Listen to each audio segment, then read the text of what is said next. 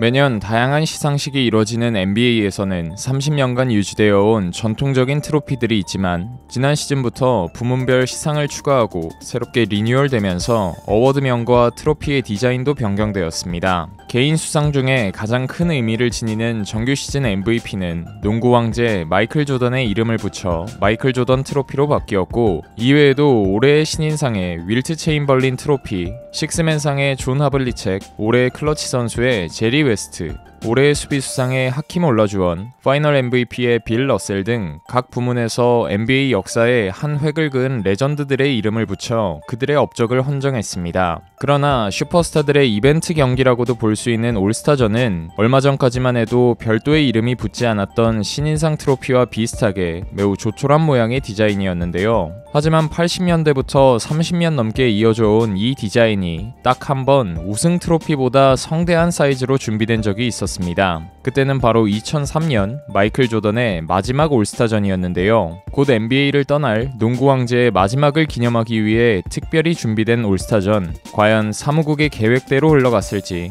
그리고 40살의 조던이 2000년대를 대표할 NBA 스타들과 어떤 케미와 비하인드 스토리를 남겼는지 그의 마지막 올스타전을 리와인드 해봅시다. 02-03 시즌 워싱턴 위저즈 2년차의 조던은 두 자릿수 득점을 기록하지 못하는 경기도 종종 생길 정도로 전성기에 비해 확실히 부침을 겪었고, 코비 브라이언트, 앨런 아이버슨, 트레이시 맥그레디 등 그를 보고 자란 조던 키드들이 리그를 대표하는 새로운 스타로 떠오르고 있었습니다. 이제는 페어웰 투어를 다니면서 원정 경기에서도 기립박수를 받으며 진짜 마지막 은퇴를 염두에 두고 있었고, 올스타전은 그의 마지막을 기리기에 완벽한 때인 것 같았습니다. 하지만 올스타전을 앞두고 문제가 생겼는데 조던이 커리어 처음으로 스타팅 멤버로 뛰기엔 충분한 표를 얻지 못한 것입니다. 팬투표에서 108만 2,909표를 받아 동부 컨퍼런스 가드 중에 3위, 리그 전체로 봤을 때는 9위에 위치해 동부 컨퍼런스 가드 두 자리에 들어갈 수 없었습니다. 지금과 달리 당시에는 오로지 팬투표만으로 주전 멤버가 결정되었기 때문에 레전드 예우를 확실하게 해주고 싶은 NBA의 입장이 난처해진 상황이었는데요.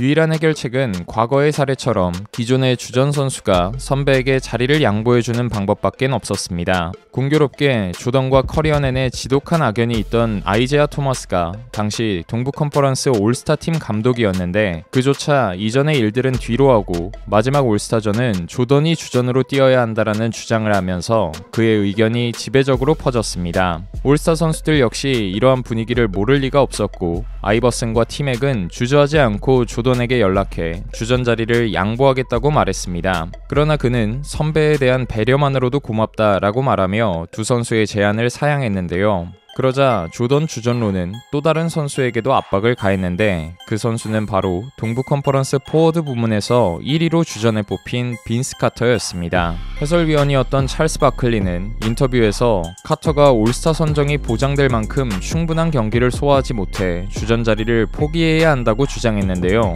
처음에 카터는 자신을 뽑아준 팬들을 위해 그럴 수 없다는 소신을 밝혔고, 조던 역시 그것은 팬들이 실망할 불합리한 일이라고 선을 그었으나 토마스가 적극적으로 설득에 힘쓰며 결과를 바꿨습니다. 경기 직전 카터는 양보를 마다하는 조던에게 주전으로 뛰지 않으면 자기가 경기에 나서지 않을 것이라고 말하며 벤치를 자처했고, 2003년 올스타 게임이 시작될 때 카터는 여전히 동부 컨퍼런스의 선발로 소개되었지만 막바지에 아나운서에게 토마스가 변경 사항을 알리면서 조던이 그의 자리를 대신할 것이라고 밝혔고, 카터는 조던에게 미소를 보냈습니다. 최종적으로 동부 컨퍼런스 라인업은 아이버슨, 티맥, 조던, 오닐, 월러스, 서부 컨퍼런스는 코비, 프랜시스, 가넷, 덩컨, 야오밍이라는 화려한 라인업으로 경기가 시작되었습니다. 의도치 않게 후배들에게 부담을 준 조던이 경기력을 끌어올리기까진 다소 긴 시간이 필요했는데, 첫 야투 7개를 모두 실패하면서 고전한 끝에 제이슨 키드의 어시스트를 받아 레이업으로 첫 득점을 신고했습니다.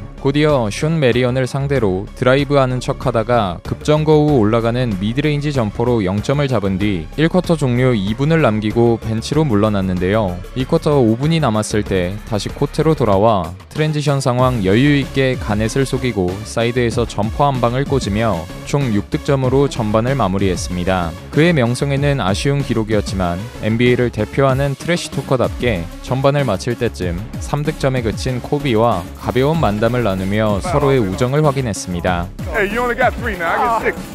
How do I get that foul? You only got 3 now. I know where you're going. You gotta get up quick. If you knew where I was going, why you go for the fake? Right. After you face the ball, where else you gonna go? You left your feet. Yeah, but where else you gonna go? In the game, I go for you. 그리고 하프타임에 NBA는 마이클 조던을 위한 헌정 공연을 준비해 감동을 더했는데요. 머라이어 캐리는 조던의 유니폼으로 만들어진 드레스를 입고 나와 히어로를 열창했고 그의 커리어 하이라이트로 전광판을 장식하며 눈물이 고이게 만들었습니다. 마지막 곡으로는 시카고 불스의 인트로 음악으로 조던을 소개하면서 무대로 불렀고 팬들에게 감사 인사를 전하면서 감동을 배로 끌어올렸습니다.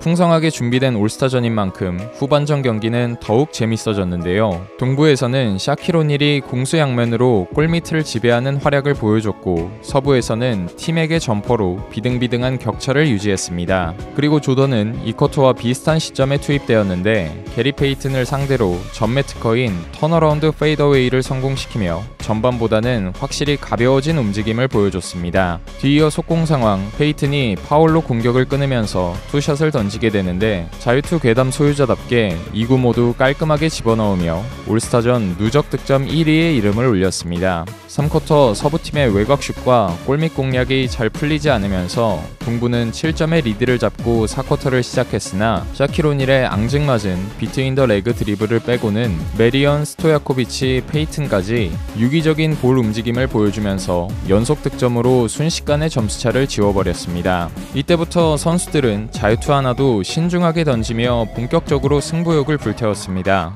조던도 리바운드 이후 정확한 리드 패스로 공격 템포를 끌어올렸고 아직까지 9점에 그치고 있던 코비도 코트로 돌아와 몸을 사리지 않는 허슬 플레이로 좀처럼 기회가 없던 내쉬의 득점을 만들어줬습니다. 4쿼터는 쉬지 않고 풀타임으로 뛴 조던은 속공 득점을 시작으로 코비의 볼을 뺏어낸 뒤 키드의 어시스트를 받아 연달아 점퍼 2방을 꽂으면서 그날 가장 큰 리드인 10점 차로 점수를 벌렸고 다음 포지션 코비의 슛이 실패하고 리바운드를 잡자마자 공격 코트로 달려가 코비에게 1대1 승부를 걸었는데요. 이번에는 조던의 기가 막힌 무브에도 기어이 블락으로 저지해냈고 가넷의 시원시원한 연속 덩크로 추격을 시작했습니다. 다시 키드를 통해 노비츠키 앞에서 공을 잡은 조던은 감각적인 스쿱샷을 집어넣으며 리드를 계속 유지하길 원했으나 마지막 2분 서부는 덩컨과 가넷의 보드 장악력을 통해 차분하게 경기를 원점으로 돌려놨습니다. 경기 막판 동부는 조던에게 공격 기회를 몰아주면서 승부를 결정짓는 클러치샷을 기대했지만 점퍼가 림을 외면하면서 경기는 연장전으로 이어지게 됩니다.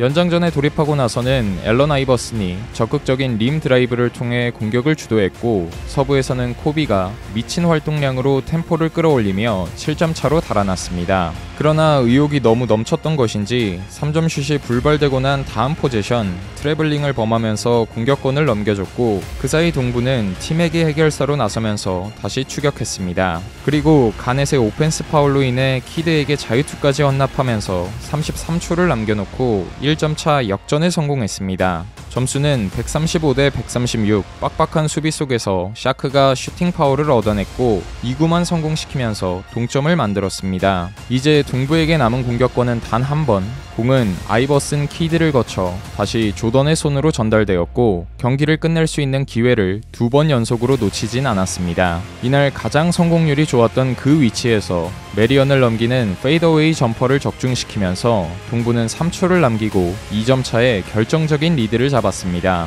이대로 끝난다면 모든 것이 NBA의 계획대로 될 것처럼 보였으나 경기 종료 1초 전 코비의 3점을 막기 위해 저메인 오닐이 3점 파울을 저지르면서 갑자기 찬물을 끼얹었습니다. 코비가 3샷 중 두 번째 자유투를 흘리면서 올스타전 최초로 2차 연장까지 가게 되는데 조던은 더 이상 출전하지 않았고 결국 급격히 서부 쪽으로 경기 흐름이 넘어가면서 서부팀의 역전승으로 마무리되었습니다. 조던은 젊은 스타들과 함께할 수 있어 정말 즐거웠고 리그가 계속 발전할 수 있다는 것을 느낄 수 있었다라고 소감을 밝혔고, 올스타전 MVP는 서부에서 최다 득점자로 활약한 케빈 가넷으로 선정되어 한 손으로 들기도 힘든 초대형 트로피를 수상했는데요. NBA의 계획대로 되진 않았지만 농구 왕제의 마지막이 주는 감동과 젊은 슈퍼스타들의 쇼다운이 주는 재미까지 두 마리 토끼를 다 잡았던 NBA 최고의 올스타전으로 남게 되었습니다.